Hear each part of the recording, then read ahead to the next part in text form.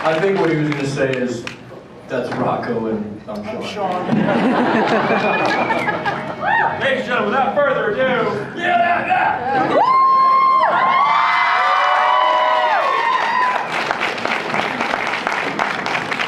Thank you for the Hershey, brother. Is that you? Oh! A good bar. Obviously, let me party that down right now. What's going on? Waiting on you. Ladies and gentlemen, if you have questions for the gentleman up on stage, please line up over here and ask nicely, and they will answer as honestly as possible. Or if you don't have any questions, fucking make one up. I didn't come here for silence, man. What the fuck is on your head? I promise you that... Wait. What the fuck is on your head? It's a crown. Is that some sort of like phallic symbol? If it is, I feel incredibly inferior. And there's a couple of liars in the audience going, not me, man. Bullshit. I'm looking at things 2 feet long.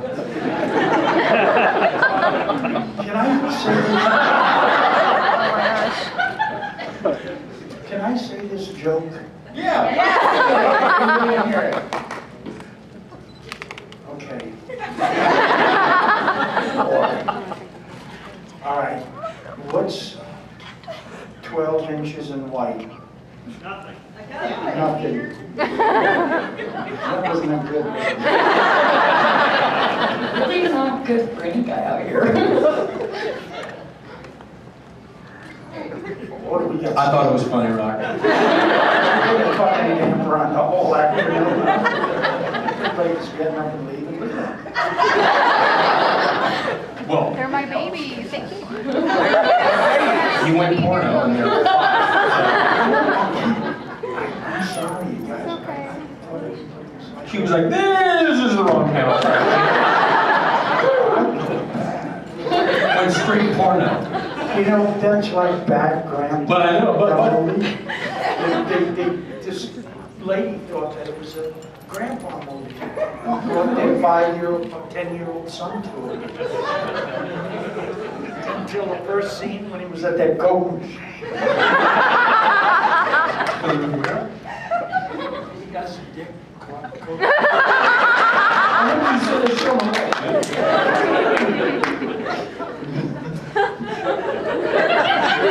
Rocky's in rare form, I fucking love it.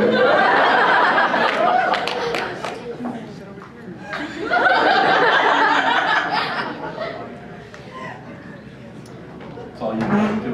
What you need, man?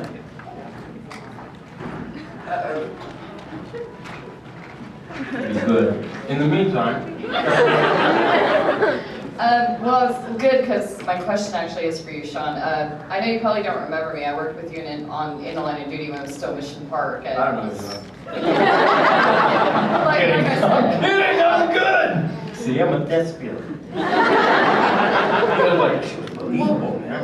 yeah, redhead, you know, real redheads were really few and far between, so. Authentic gingers. My actual question for you is about Boondock Saints. I was wondering how much training you had before you used all your weapons. How many trains I had? Training. Straight back to the Training. Because you look well satisfied in that scene. How much training for? Yeah, I mean, for what? when you were, you know, using all the guns. I'm from fucking Texas, man.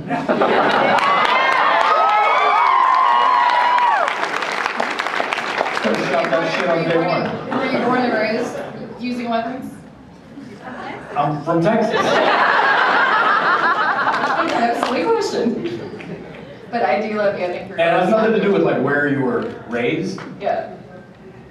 There's people that like were born in El Paso that spent their life there that are from Texas. Yeah. I'm from fucking Texas. means obviously you picked up a gun more than once. What's that? Which means you've obviously picked up a gun more than once. Yeah, you know, I mean, I was grown up. I was brought up around firearms. Never once had a dangerous issue. You know, I'm probably one of the few people in LA that has a gun next to my bed in a 5-finger quick release safe. It's impossible to get into it. It's impossible unless I have a mental meltdown for something bad to go. But you know, should a need arise for me to protect something that's relying on me for protection and I don't provide myself with the means with which to do so, I would kick myself for the rest of my life. The other question I had for you though is what's been your favorite role that you've ever done? It depends on the criteria that I'm using to answer that. Favorite role in so much as filming it on the day, or favorite role, final product when I see it, wow, shit, I'm proud of that. Final product. Yeah, Final because I mean, product. if you've done so many really iconic roles that, I mean, Boondock Saints probably the biggest one, but which one would you have to say that you had the most fun on when you were filming? Boondock. I mean, you know, because I'm making it with buddies. I mean, me and Norm and Rock and Duffy and all of the guys, we're all buddies that hang out together anyway. You give those guys a camera and say, hey, go make a film, it's just like, really? You know, it's kind of like, those films are the best to make because it's just boys club, you know? Yeah. And then there's others that probably are more pronounced creatively and others that are more pronounced in different areas. But as far as on set, fun times, Boondock, man. Yeah. Thank you, Sean. You're very welcome. Good to see you again, too. You too. What's up, little chick? Carry on. I like the Ghostbusters. All right, my question for you guys. Do you know of any of the progress for the Boondock Saints video game?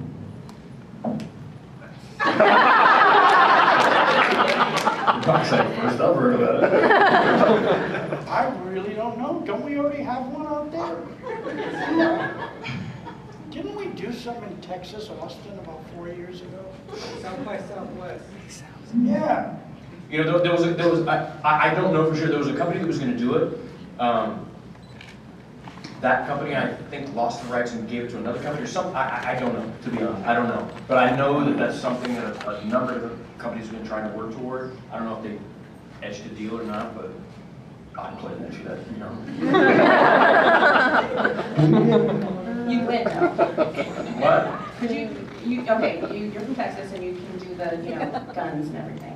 Can you play gun video games? I suck at video games. Let me tell you, I mean, I'm not just being humble either. I suck at video games. What about race car games? It's its own skill set. Just because you can drive a race car does not translate to anything on video. You know, whatever you think you can do in real life because you can do it on video, fuck you, you can't. There's a big difference between couch and a joystick in real life, you know what I mean? It's yeah. I have like 2-year-old kids that swamp my ass on video games. Okay, first of all, welcome to San Antonio. Thank you. And so at the end of the second movie, we saw the boys in prison. Please tell me there will be a third movie. And They die in prison.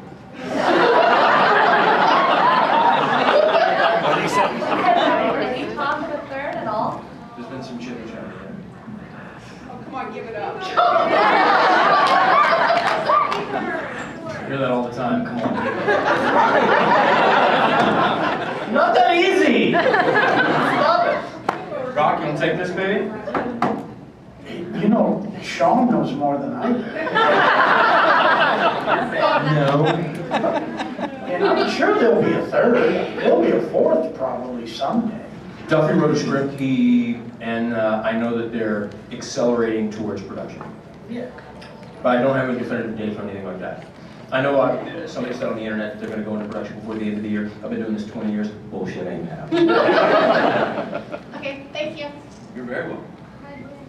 Hello, gentlemen. I was just wondering, during your movies, what was like your creative process to kind of like get into character? Like, I know you guys are friends, and it was fairly easy to act relaxed around friends, you know, with all your drinking scenes and the fighting scenes. But like, was there anything that you did specifically that just kind of helped you go in character for more serious scenes, like for when Rocco unfortunately passed away and things like that? There was a couple of prisons that I frequented, and I actually had an opportunity to go and live in a cell. Get out of here, really? Fuck yeah. I make some shit up. Fuck yeah. You know, my process, if you will. Started on page 1 and ended at fade out. You know what I mean? There's some actors that, you know, to play a homeless person, they live on the street corner for a week and piss themselves and don't bathe for a week. Not me. Not me. I dig my hygiene and, you know, if there is a process, to me it's more introspective and cerebral and, you know, contained in thought. You know, Rock may have a different way of going about it, but no, there's not a lot of, you know, I didn't actually have to shoot a man to know what it's like. You know, there's certain things you can imagine what it would be like, and Just getting into the headspace. yeah, and sometimes that, even though I make a joke of the word process, there is a little bit of it, but there's ways to do it that don't fuck up your life, and healthily ways, and ways that I think are a little traumatic and extreme, and people do it just to, man, I really went to that place. It's like this, okay. You smell like urine. We're at lunch, and you smell like urine. Thank you very much. You're very welcome. What's up, y'all? So I watched y'all's movies, or y'all's movie several times, probably like 250, 500 times. And I could not find what cigarettes y'all smoked. You couldn't find what? I couldn't find the brand of cigarettes y'all They were smoked. Marlboro. Marlboro? I think the Marlboro people gave us, you know, something to die with. Marlboro Lights. Marlboro Lights? Because the smokers in there would steal them all. Alright, cool. Yeah, it was Marlboro Lights. But I don't think there were any packs around. Is that what you're saying? Oh, okay. Alright, so it's just random? Just Marlboro Lights? Yeah, because in the scenes when you're smoking, you need so many, yeah. I'm sure there were Marlboro Lights. Yeah. Alright, cool. Cool, that's just something that's been bugging me for a long time. To me, they had these herbal things called Indian something Indian. I don't know, the yellow package. But I don't know if you ever saw it, but I never inhaled once. I like filled my mouth up and blew it out of my mouth a couple of times and just gesticulated with like a lit cigarette and acted like I smoked, but never fucking did it, man. Alright. But he did a good job. You thought he was Yeah, for sure. Meanwhile, Rita's is like.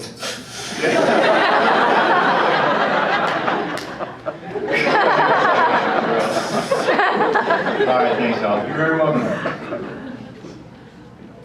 Just a quick question on the actual movie. How much was actually ad-libbed versus what was scripted? Because that scene in the strip club when Rock said, "fucking wide earth," that was amazing. That line right there just delivered so awesome. I think if you had the script, I think it's basically, but of course, I'm sure in scenes when, you know, we would add stuff and we're all around, you know, we're all yapping at each other about, you know, it was your buddy, who the fuck shot me and all that.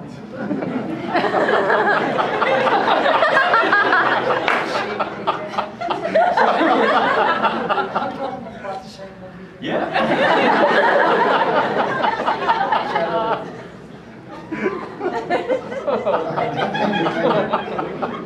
You're fucking dying again, all right. Not at all, you're always awesome. To both of you.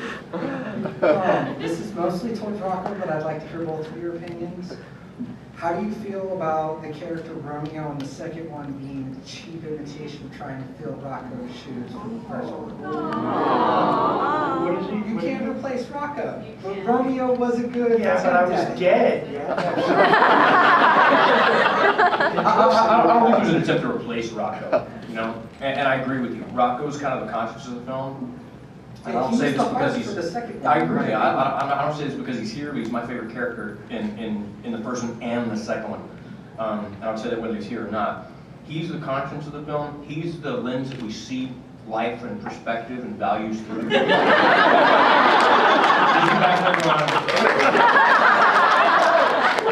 See, he's a smart guy. But in that reason, I don't think you could have a Boondock Part 96 without Rock. I think he's a staple in it for that very reason. He's my favorite character in it. And I don't think Romeo was even an attempt to replace him, because none of those things were filtered through Romeo. Zero. They were all, even in the flashback, still contained to Rock. So, I don't think it was a replacement at all. All right, thank you very much. You're very welcome, brother. Hey, how's it going, guys? Good, man.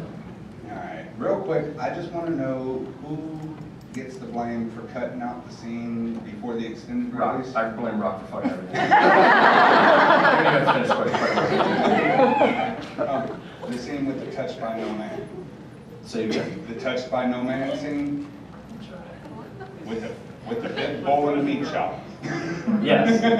All of that stuff. You know, everything that was sliced out or left on the cutting room floor that you might have seen in the, the removed scenes.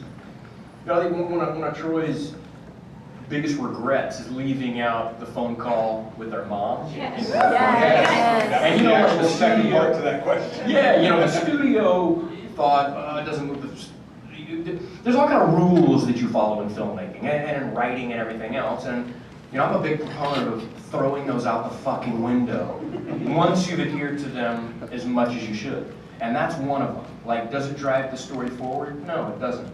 Does it tell us any mandatory information? No. But it's fucking good. You know what I mean? It's like some of those things you just gotta, just purely masturbatory reasons, leave them in there because they're just really interesting little flavorful morsels about the characters. Exactly. And I agree, I think they should have been left in there. It told a lot about the brothers, especially at the end of it where they're staring at each other trying to figure out what he's talking about. Yeah. Have a good one, guys. Thank you. Take care, brother. Hello. Hello, Brittany. I was wondering if you could, Sean, if you could bring Beauregard out just to say something or something. Everybody here is like, is this dude a fucking schizo, man? What do you mean, bring him out? Like he's got some dude in his pocket. Taylor! Maybe he'll come out to play later. Yes, ma'am. We can hear you. Do y'all guys actually hate cats? Because in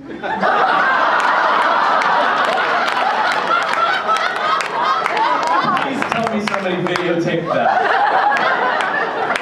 It's the best thing it's the best question I've ever heard. And to be perfectly honest, none of us did. But fucking Rocco hates it.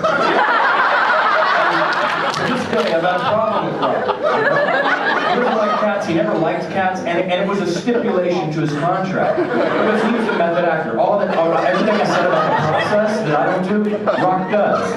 He's like, if we don't use a real cat, I can't really get into this role. And me and Rita's both, we were going to take a hardline stance on it, but we wanted Rock in the film, so we said, we'll sacrifice this little piece of feline, milk-hungry creature for the good of cinema. And we did.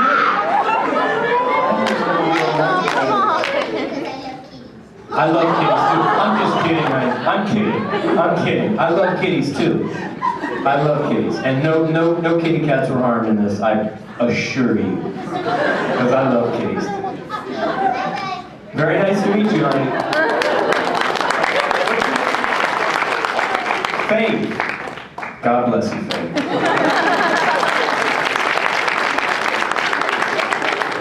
That was a very good question. Yes, sir. It actually kind of takes the fire out of mine a little bit. Sit down. Actually, I was going to ask how the scene with the cat actually come about, because that's just too classic. Rock? And that one. I guess Troy, I think is, I don't know. He likes dogs. He had a dog. I'd call it Elvis at the time. And it would be funny, like Troy, he was going through this really busy time of his life. And when he was a bachelor before he got married, like he cleaned his room like once every 2 years. So I had this dog Elvis, and Elvis went to the bathroom, his bedroom. And he goes, damn, I gotta go to work. I'll clean it up after. So in other words, it was there for about 2 weeks. So it was nice and hard. He just picked it up and threw it out. But I think he's a dog person, and so he likes dogs. And most of the time there's a dog and a cat. So it's like, See, that's why I don't like to talk. Thank you guys, appreciate it. Y'all are St. Patrick's Day tradition for me every year. Thank you, brother. Hello, Lake Charles and Jafar. I'm from Lake Charles too. I found out last year that Lake Chuck in the Hizzy. Yeah. Where are you from? We're in Street for house. We're swampland. Really? Like you go on those No. boats that have a fan on the back of it? Those swamp. You know those boats. Yeah, I know. Fan boat. A what? Fan boat. Fan boat. Yeah. You ever go on? I've been on one, but yeah, you're gonna die. But I was gonna bring up the damn cat shit, but we already talked about it. So now I'm like, what do I ask? Well, we can talk about the I fan was boat. gonna ask. I want to know if the cat was gonna like hit the wall because I told or heard something that like y'all played a prank on him and he really thought like something happened to the cat with the gun. What was that? We had no fucking idea. I heard you like were really scared, like oh shit, the cat just died against the wall. No. I gotta be honest. A little pee came out in his drawers. I thought people that like those. I thought that all rivers are at least deep. And when I saw a show with a fan boat, are they fucking stupid? Why don't they just put it down in the water? Like the water isn't that deep in a lot of places, right? Or they have the stuff thrown down there.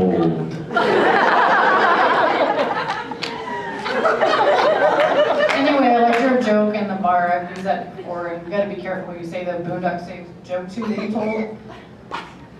Yeah, but good job, guys.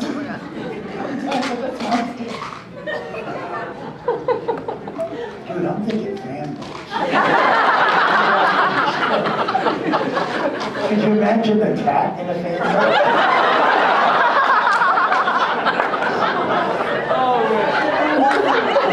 You get hurt in those things, like if you fall back. Like it grabs onto you. How many people have been on a fan boat? Raise your hand. Now, how many people have been on an airboat? Oh, what's that?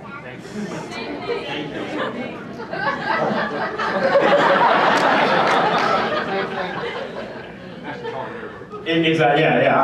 I grew up in the bayou, and I've never heard fan boat. Oh, they call it airboats. Yeah. But fan boat's fucking better, brother. It sounds much more tame and delicate. It's a bayou. That's in Louisiana, right? Yeah. You been there? That's where swamp people live, right? How many people here love boondock? Alligator boondock. Yes, ma'am. Out of curiosity, did you guys partake in the ironing or was it your stunt doubles? In the irony? The car rising scene? Oh, I thought that was a deep metaphysical question. Did you partake in the irony? No, that portion was lost on me.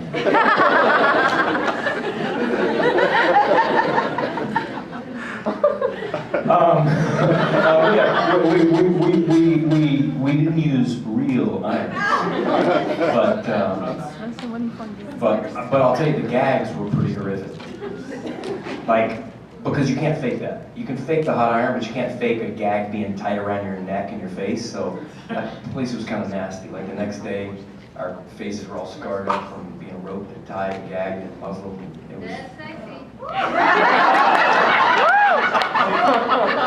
We know what website they're going to. Boundandgag.com.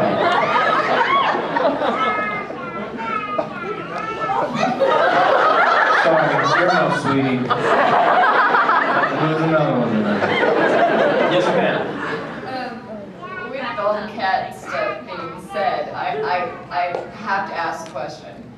With every script that you read, has there ever been any script that you've read that you've just either been really, really embarrassed when you read it, or just done a Robin Williams went, oh dear God? Yeah. And which one? Most films I do. Like, you gotta be shitting me. Sean, which film for you was that one? You know, I mean, I can take that question in 1,000 different ways. Which I'm gonna limit myself to because I fucking love hearing rock. You know, I mean, there's always reasons that make you go, oh dear God. You know, some like, what's that? Some of them for different reasons, like how the fuck did this get funded? Who the fuck greenlit this? To holy shit, how are they gonna film that? To oh my god, I would pay to see this on film. Sorry about that profanity. Earmuffs again. Sorry. Well, when I ask what I mean is like, has there been any scenes that you know, you read it and you're going, I have to do what? Yeah, when I read Saw and it says poke holes in your titties. My vernacular is not oh dear God, it's much more profane, but somewhere along those lines. Yeah. One more cat question. What was the name of the cat? We never knew. We never knew? No, I had to ask. Thank you. Daddy! This is going to be a good question, I have a feeling. I think I speak for everybody here when we were wondering, when the hell are you guys going to be on The Walking Dead 2? It's not that Troy's doing, you know. Well, true, but couldn't Norm get you guys on there for a while? I'd like to see Rock as a walker. He sees me get on and off planes. Just one scene, everybody here would just, that would be a great body person. You know, somebody said, hello, chicks in the hall!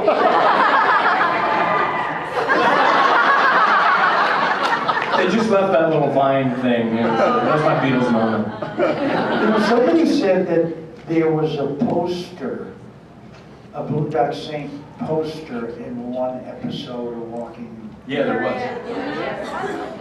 I said that slow just in case I was thinking, now is this so stupid? Yes. Was it fun riding horses on set? You know, I'm going to tell you a horse story. And this was told to me by, I wasn't there that day, but they said that, no, seriously, this is a serious story now. Flannery's horse, like, you know, a lot of times, like, horses are trained to just, like, sit there. And that was like Norm's horse. And Sean's was supposed to be one of those horses, but it wasn't. And it's trying to buck him off. And because he's from fucking Texas, he is battling this thing and riding and got it to calm down. Yeah. And everybody was shitting, thought that if he gets thrown off, we're all sued. But no. And like, he didn't freak or anything. Could you imagine if that was Norm's horse? Oh my God. Oh. I don't know why. When I got on this horse, it just hated me, like from day one. And animals fucking love me. But I'm not kidding, like, you know, when you hear the story like, oh, I tried to buck him off, you think, okay, probably fucking took a few quick steps, and no, I mean, it was like, it's like that shit. And it was one-handed because it started without my second hand on the reins. And I was grabbing for the fucking horn, too. I was like, holy mother of bejesus. I'm gonna get tossed. You know, 4 hoofs off the ground. It was full rodeo style. Finally, my horse mellowed out, and I was like, there was nothing cool about it. It wasn't like I was like, woo, yeah. No, it was like,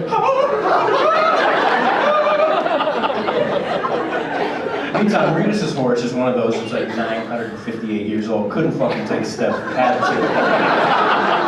And when they make a phone call, they say this is what they do to actors. They're like, okay, this requires an Italian accent. Can you do that? Yeah, oh, hello, lived in Rome for 88 years, my second language. Just lie through their fucking teeth. Whatever. You know, this role, he is a pitcher in the major. Oh, did I tell you how to 98-mile-an-hour fastball? Just lie through their fucking teeth. So Rita's, you know, Duffy's like, you know, it opens up in Ireland, it's gonna be some horses, can you ride? He's like, equestrian, holler, what? It's fucking Rita's, right? He calls me up, he's like, Flannery, can you... Oh, you're from fucking Texas, never mind. So on the day, we shoot this, and Rita's just tripping fucking balls. He's like, so,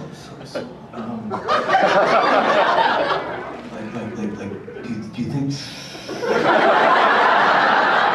We're gonna have to ride. I was like, yeah, we're gonna have to ride, man.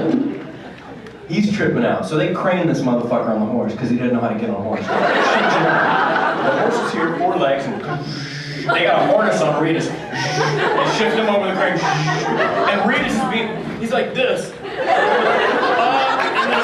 And it drops him down.